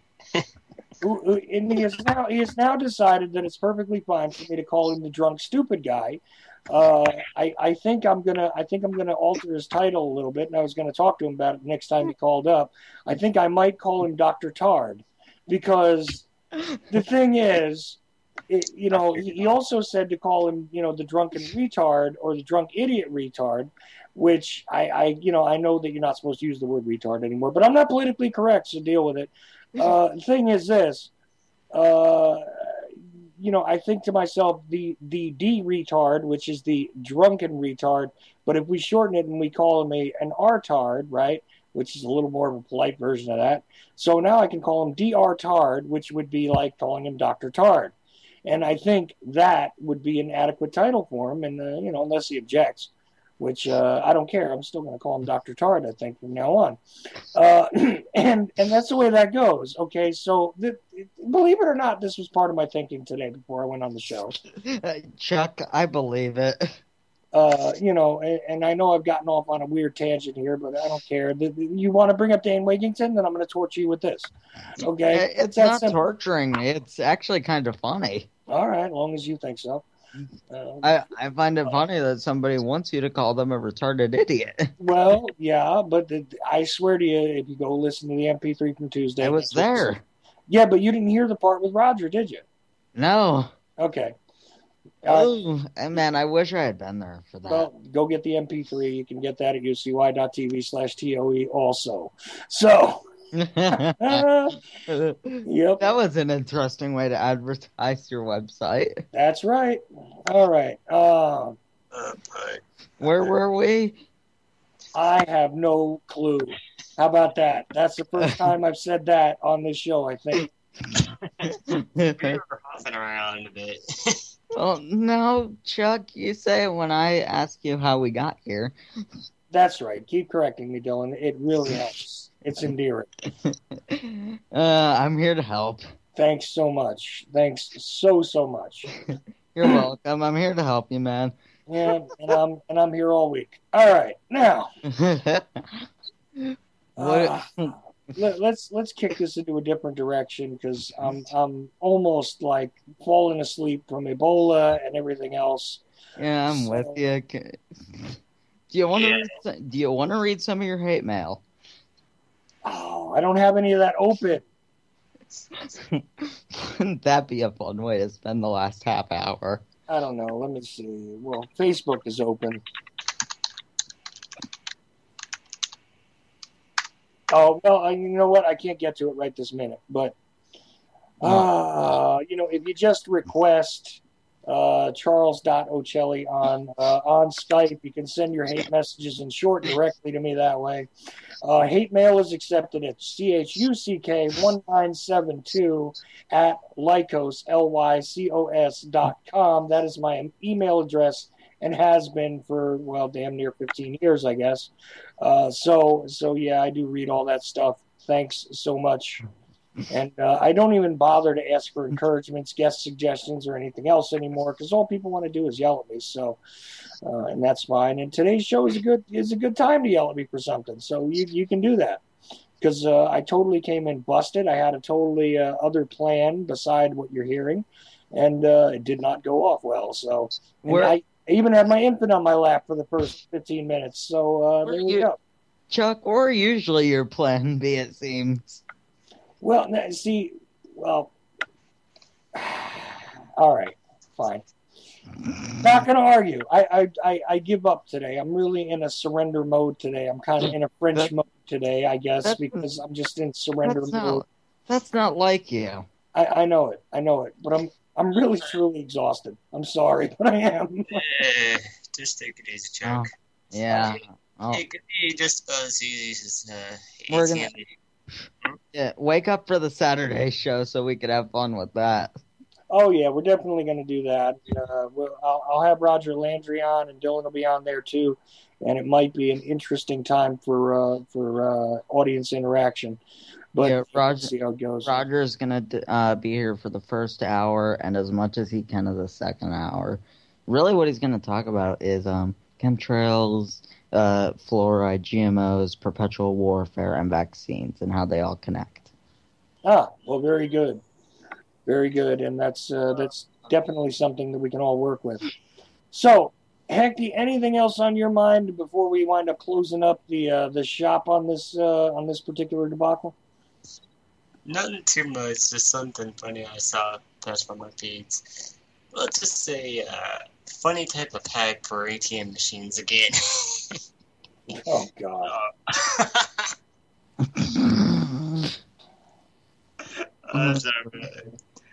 Oh, God. You could not resist, Hecty. What?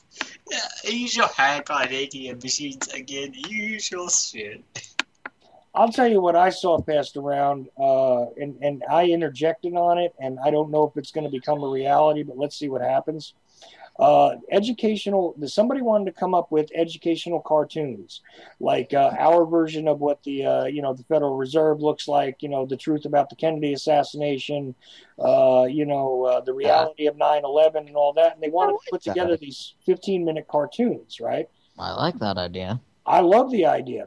And I was partially responsible for creating this idea, but the funny part is that I threw an idea into it, and it caused all sorts of controversy in this little secret discussion group.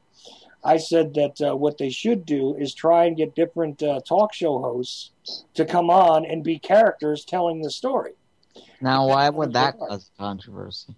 Oh, because apparently that's like too much of an ego thing. I mean, they want to, spend their time drawing cartoons of W and Obama and, and making JFK cartoons and Zapruder film on cartoon and all that kind of stuff. That's what they want to spend their time doing. They don't want to, have to sit there and actually animate a narrator. But I thought it would be good if you had certain narrators on there that specialized in particular areas. Just to give him one more mention, you could have Dane Wigington on to tell you about chemtrails. And he could be a little cartoon character, right? You know what? I didn't even bring that one up. That's your fault. I know it, but I just figured I'll throw it in anyway for good measure. You could have a guy like me on to talk about JFK stuff, right? Yeah. I like the idea. Or the FBI arresting a CEO of I actually know an animator, so that could work. Well, I'll tell you what, I would be more than happy to participate in a cartoon project that was educational. I would love it. I would too. There's one funny artist I think I know is from New York. I think he's an interesting character. His name is comic, but he really puts some good political cartoons together. Let's just say that. And speaking of comedy, I guess I can't blame him at this point, but Lee Camp at first agreed to appear on my show and now won't return any of my messages, and I don't know what that's about. But I love Lee Camp. He's hilarious. Yeah, and I thought I was going to have him on. I thought he'd be a great guest. But, yeah. I wonder if certain people are making sure he stays silent, because he's been like that for a lot of shows lately, I think. Well, I noticed that there were more Facebook posts from his, I mean, you never know if that's really him doing it or not. I mean, hell, even I have people posting on my page that are not under my control. They're just people that I like, on my show page, which, yeah, by the way, the Ochelli Effect does have a Facebook page. If you go and find it, you'll see different things going on there. Marie Heller and Suzanne Posel and Kimberly, of course, posts on there, and every once in a while I get to it. But, friends of mine, let's just say, they post on my page even. So I'm wondering sometimes if a public figure like Lee Camp doesn't have somebody who one of their many responsibilities is to handle his Facebook posts. I don't know. Maybe that's the case. But even my email contact with him ceased. So I don't know what the deal is there. I mean, maybe he is being told, listen, don't go too crazy with these alternative guys. Cut it off. I don't know. But I really did want to have him on, and I guess that's that. It is what it is. I like Lee. I think he would be great to have on. Yeah, that would be interesting. Yeah, I thought that would have been a great show, but like I said, again, he's just not answering my electronic communications at this point. Anyway, so, I mean, come on, guys. Do we have anything else to bring out tonight? No, I don't have anything else.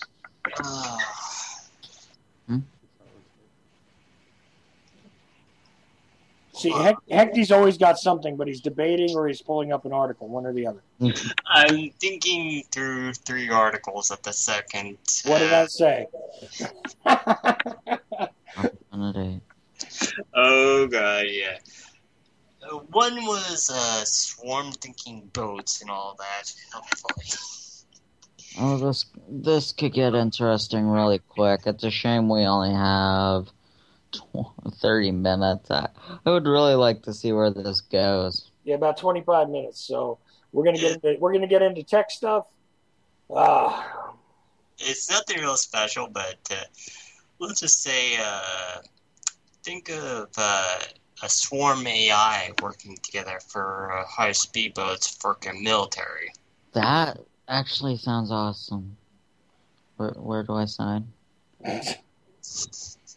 Wow. Dylan? I'm kidding. Yeah, I know, but it's just what.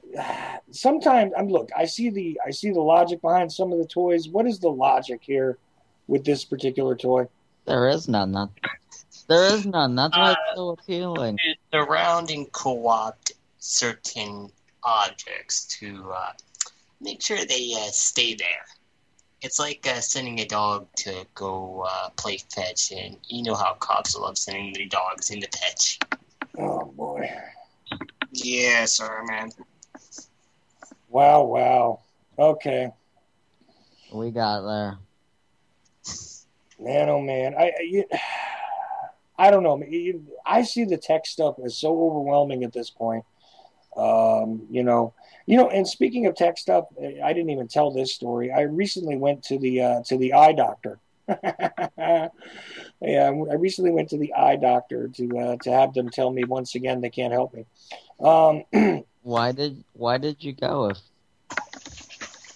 Oh, well, because I needed an evaluation and need at least a starting point to. I'm in really bad need of new glasses, and I've been having visual issues. Some months ago, people might remember I briefly mentioned that the vision in the one eye sort of died on me and then came back, which it does intermittently.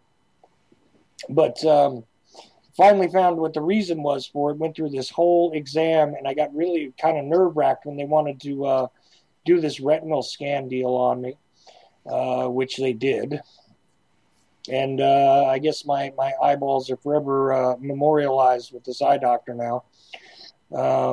Man, the thoughts that went through my mind while I was getting this massive migraine headache, because, even though I'm an ocular albino, they insist on dilating my eyes.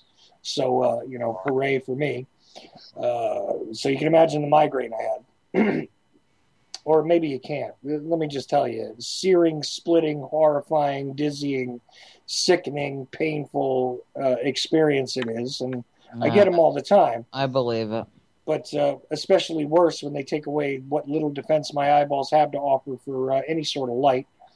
And at the end of the day, what they came up with is there's some kind of weird kind of growth in the inner part of one of my eyes, which is beginning to cause the problem. But don't worry, unless it gets a lot larger, it shouldn't completely kill your vision.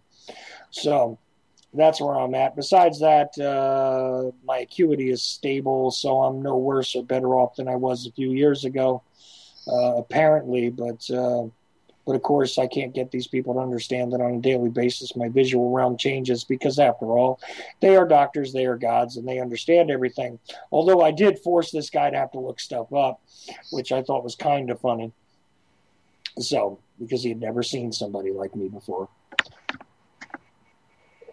But, hey, it's always good to be special, isn't it? I love being special. My doctors don't think I should be alive. Yeah, well, look, I shouldn't have been alive either days after I was born, but here I am still.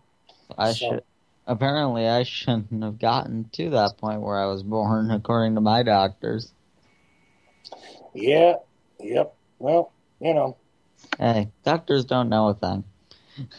Well, they don't know enough to make pronouncements as absolute fact and to be able to tell you with any sort of certainty what the future holds. They said I would never talk, and I never shut up. Well, there you go. I mean, look, you're not really a terrible talker. It's not like you continuously talk. Well,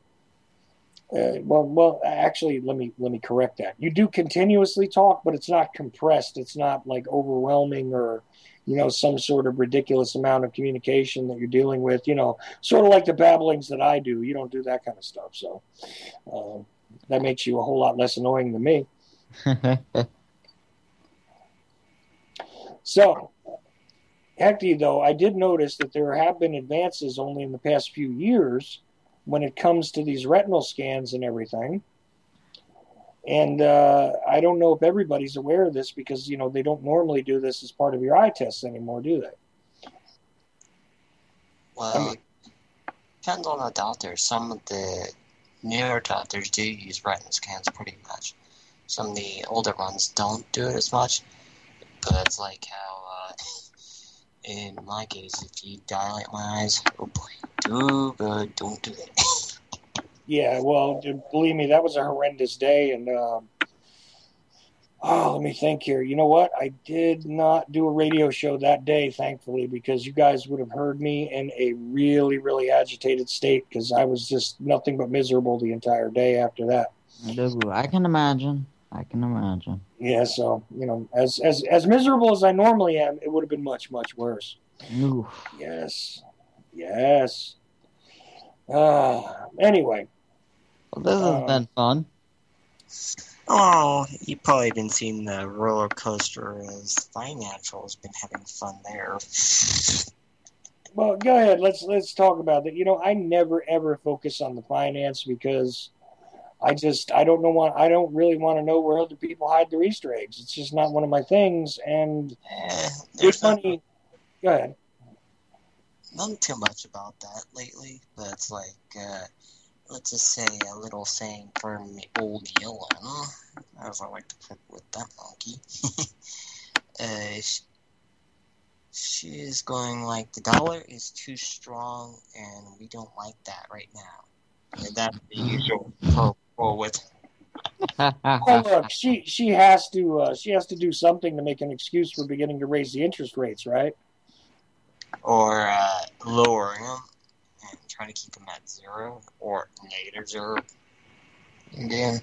See, I never understood that concept. I mean, look, if you go below zero, that means that you're paying somebody to take a loan, right? I mean, isn't that about what that equates to, or am I just crazy? Yeah, you're right. It's like what the UK is doing right now with that, and also how a lot of other countries have started doing that as well.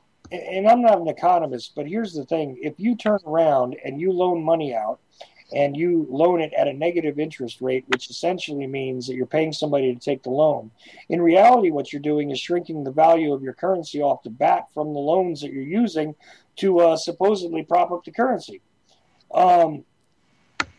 Am I wrong? I mean, you're right. Okay. I just wanted to check and see that, the whole idea of Santa Claus delivering all the presents to the whole world doesn't exactly make sense from a metaphysical standpoint. But, okay, just want to make sure. It doesn't have to. Logic. Don't use it. It's dangerous. I think that may have to be a bumper sticker for me at some point, is that logic is a dangerous thing. Yes, because it seems as though most of the people around me have adopted that sort of posture regarding their own intellect. And definitely, if the mainstream entertainment stream, which used to be news, is any sort of sign that people are... Well, not all of it. Well, or what the people are willing to accept, then I guess I'm right again. It's still the same, isn't it? Yeah, I know. Let's just say. Hey, I just received an article. Ireland is on Ebola alert. Oh, can you read that for us? It will be better than the 300-point roller coaster up and down the markets took the last 2 days. Well, let me grab it real quick. The Irish Daily Mirror. Yeah, right there. We got a problem. But go ahead. Okay, I don't know what the Daily Mirror is, so. It's okay. Generally speaking, unless you're talking about a very small local newspaper, anything that is called the Mirror is not generally what I would call a reliable source. So I didn't say it was a reliable source. All right. Well, at least you identified the source. So go ahead. Give us the first couple paragraphs. It's just a newspaper cover. Okay. I wish it was an article. At least that way we could pick it apart like Reuters. Don't get me started on that. I read a Reuters article. It was I just read one about the Ebola crisis. It was actually pretty hilarious. Chuck, for your Saturday show, if Roger ends up leaving, get a Reuters article on Ebola, and we'll pick that apart for the last hour. Okay. We're gluttons for punishment. Yeah, I know, but I hate how you keep trying to steer me back into Reuters. I'm starting to think that, you like them a little too much. Well, I haven't gotten you to read that book yet, so. That's He wants me to read the Kissinger book, which he says is a good read, by the way. You're not gonna let that go. It is. Okay. Personal, but I'd rather get hit with the cactus in the face right now. That one. Yeah, I didn't love it, but it did give me a decent idea of what he wants. Look, I will trade you with that cactus in the face thing, Hecty, if you read that book for me. Okay, because I don't want to read Kissinger's stuff. I don't blame you. I just don't. I got enough things to make me depressed. I really do. I didn't want to read it either. I lost a bet. You got to be kidding me. You lost a bet, so you ended up reading his book.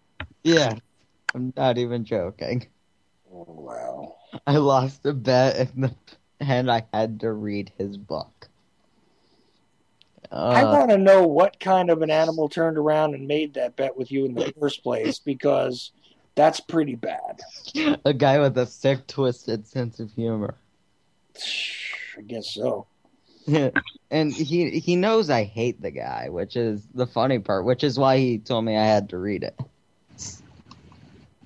Although I got to say I identify with that a little bit, because for a little while there I was making people bets about certain things and having them read the New York Times edition of the Warren Commission report.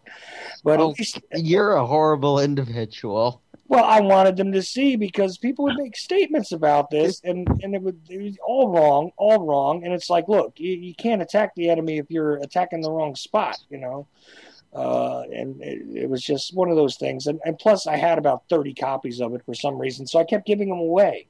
But I couldn't give them away to anybody who was sensible, because they already had read the thing, or, forget it. There's a whole lot to it. I used to give away books for benevolent purposes too, but when I got stuck with a bunch of... Yeah, of course. Really? Dylan, if you asked me about a book that I own, I would give it to you.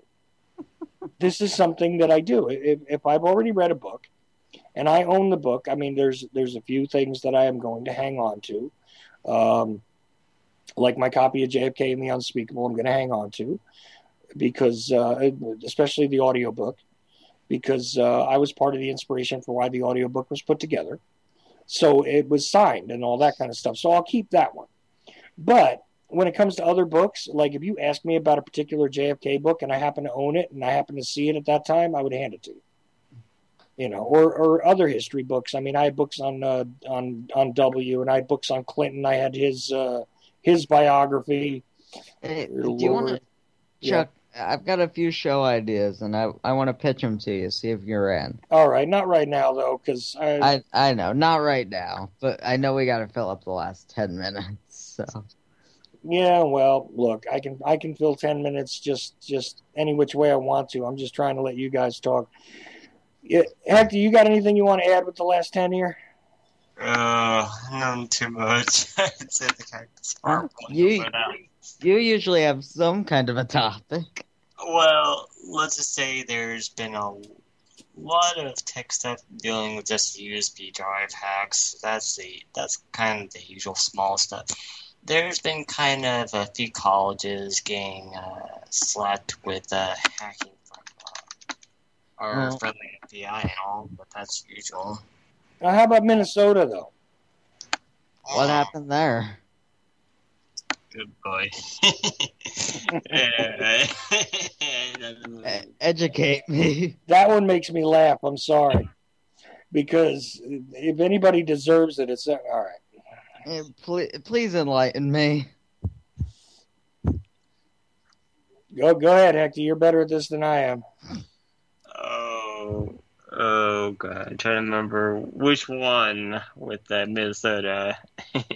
that recent deal where they were complaining about getting about having people coming into their system and everything else, and they're complaining about being spied on. And meanwhile, who are these people again?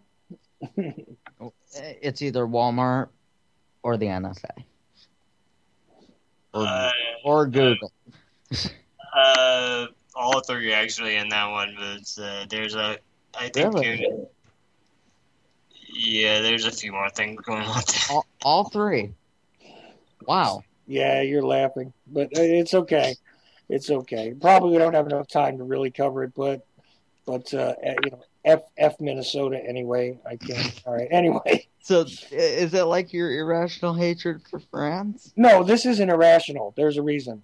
But I found it fascinating that Hector is one of the few guys who ever understood that there's probably an ethnic reason for why I hate the French, but it's okay. Meanwhile, just for clarification, Kim is a slight touch French, and therefore my son is a slight touch French. So why'd you do that to your son? Yeah. Well, it's not that big. Keep telling yourself that. Well, what am I going to do? Man, I think that cactus is looking better for you. I'm sorry, man, but I just had to say that. Look, I figure he's got to have some of the poison in his system. Otherwise, how else could he be Superman and not deal with the Krypton? He's got to have a little bit of Krypton in his system so he can be the Superman better than the Superman. So there you go. Let's just say let me check through some of the tour hacks. Hey, I'm gonna head out, I think. Okay, man. Sorry. No problem. I appreciate you joining with me and filling in when all else fails. Thanks. And you can catch everybody. Dylan, I'm not going to promote the one network you're on any longer. I will say just look for. Yeah, I'm probably not going to be there. Real good. Just look for The Truth Speaks. That is what Dylan's show is called, no matter what network he goes on. And no matter if he just does it through a YouTube live stream or whatever else, look for The Truth Speaks with Dylan Wade. And I'm going to be on CJ Mars. That's the other network that I think you're okay with. Yeah, at the moment. Promoting. Well, they don't. You know what I would say. I understand. We'll just leave it at that. But yeah, so you'll be on CJ Mars and also you'll be on the Liberty Beacon Network when that launches next week. Yeah. CJ Mars is 8 to 10 Eastern on Saturdays. I don't yet know when I'm going to be on the Liberty Beacon Network. I think is that Wednesday, Chuck? Possibly Wednesday, yeah. But the thing is, let's just concentrate on what is. Yeah, you're exactly at the same time on Saturday as me. So there you go. Yeah, we're gonna be simulcasting that Saturday. Well, yeah, we'll see exactly if we can work that out. But I think that's going to be happening. So we'll see. We'll see if you tune in on Saturday, you'll find out. All right, Dylan.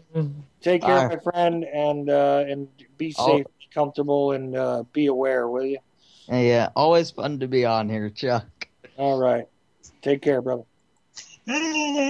So, last couple minutes, Hector, anything you want to throw out there like a brick? Nah. It's good just to let out a lot of steam lately. Well, there you go. I mean, you could do your Ebola growls like you did on the last time you were on with me, but that's up to you. Nah, I could probably say let all the underground workers have their protests of the week keep going. Yeah, that too. Yeah, it's like 150 countries that's going on with. And what did you think about that whole thing in St. Louis this week too? It's one of the number of things that have been happening. Well, more of the race baiting, but they did pry Jesse Jackson away from it long enough so he could come out and complain about the medical treatment on patient zero over there. So yeah, that's probably usual, but within that standards, yeah. Haven't seen CI7 lately, but then again, I don't watch MSNBC, so maybe his media exposure window has been closed on him. I don't know. You know who I mean by that, right? Yeah, there's also that the Dow Jones kind of got $5 million back of their own money lately. Yeah, well, look, the casino is rigged. End of story. That's all there is to it. The casino is rigged, and actually, they've had those computers that people are just starting to know about for a long time. So you had that, the inside. Please, that whole thing is nothing but a big show and a shuffling of the chips, in my opinion. And, yeah, I know how they work on that one. It's like it reminds me of something else that happened. It's like a SWAT team raiding a house that they thought the homeowner was a burglar, but yet they still arrested him out of his own house. Oh, yeah, actually, that sparked a weird little debate with somebody locally here for a while, explaining to me how even if you were breaking into your own house, if you don't have your ID on you, you got problems, and how sensible they thought that was. So, isn't that wonderful and lovely, too? Don't lock yourself out of your own house. I guess that's the moral of the story. And doesn't that extend to a lot of other areas of the world, if you think about it? Don't lock yourself out of the process. Don't give up on life, because after all, this is all we got. It's a short ride. Try and do what you can, and whether you get to come back or not, at least don't screw the place up any worse than you found it in the first place. Try and do something, enjoy your life, and don't just get trapped into the whole fear tactics thing. Don't spend your life worrying, and just be as positive as you can. And I know that that's a lot easier said than done, but reality is reality no matter what you do with it. If you make yourself miserable for the entire time you're on this planet, you're not going to be any good to anybody. And that also doesn't help you with your own health and the health of those you care about. And, the best thing in the world, obviously, is to try and act in a way which is more to service to others than service to self.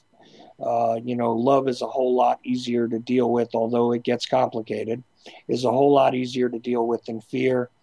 Fear is a crippling thing. Love is an energizing thing. And I would just suggest to everybody who's listening that you try and embrace that. And that's about that. So the Ochelli effect is just about done for Thursday night, a Thursday night right after a blood moon, which I didn't get to talk about. I tried to book an astrologer for that too as well. And of course, that solar eclipse coming up, I advise everybody who gets a chance to take a look at it to see it. I think it'll be on the 22nd or 23rd of this month. Consult your calendars, I guess. And you may want to look up every once in a while and look out at the rest of the world and observe it as it is. Don't just buy what everybody else tells you. And that's about that. So anything you want to add here toward the end? None too much. And try to work out things in your own peaceful way with your family.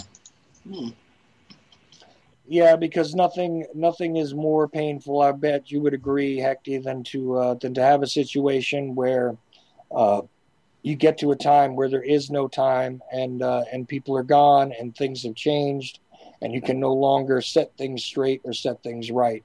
So try and keep them right on a daily basis, and you won't have to have those little things we call regrets. Yeah. Right? Yeah, that's true. Absolutely. And so there you go, ucy.tv. I forget what comes on after me, but I think it's some of them guys from the Jefferson Republic out there. I think they're coming on after me, and that ought to be a fascinating show. Of course, I used to be very, very used to talking about Vince Easley on right after me, but that's no longer the case. So check them out. I'm sure they've got some interesting stuff to discuss. And that's about that. I advise everybody to take a look at everything on UCY before the first cup. Nice news kind of show in the morning. We got all of our wonderful replays. I often like to joke and say I see dead people on UCY, kind of like the Sixth Sense kid. But there are some interesting people that have passed away that are rebroadcast on here as well. Of course, we got Jack Blood, John Stokes, all that other good stuff during the day. So much. Webcam microphone up close. Webcam microphone up close.